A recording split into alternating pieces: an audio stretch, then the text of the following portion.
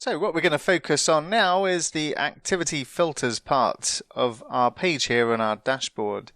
And what we'll do first of all is we'll just add the user interface or static content just so we can see where we're going with this first. So back in VS Code, inside our dashboard, let's create a new file and call it activityfilters.tsx. And I have a snippet for this because it's nothing new in terms of the JSX, and it's going to be S21.4.1. And let's take a look at what's inside here. All it is a fragment surrounding a menu or a vertical menu, and we've got three menu items.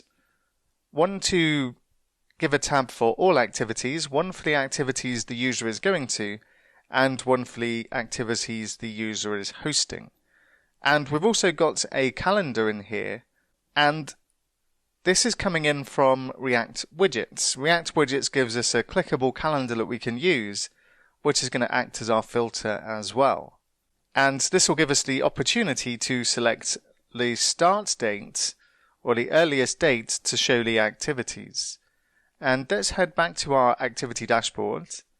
And what we'll do is we'll just replace the static text inside here, and we'll replace it with our activity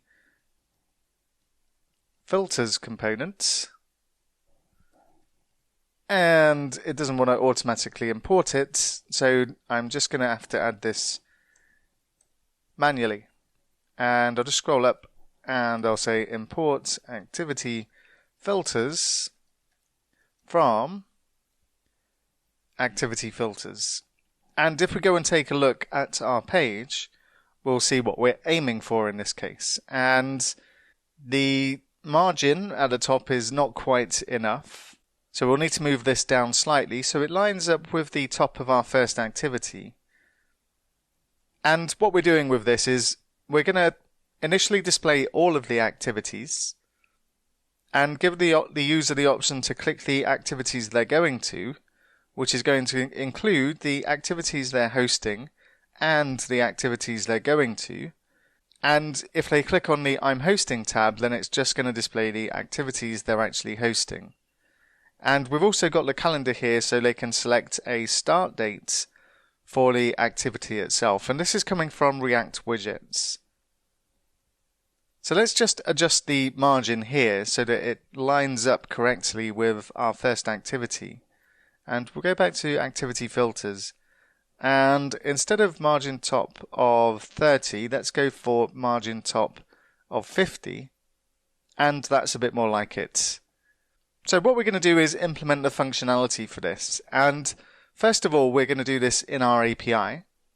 And then we'll come up and hook this all up into our client application. And we'll take a look at the API next.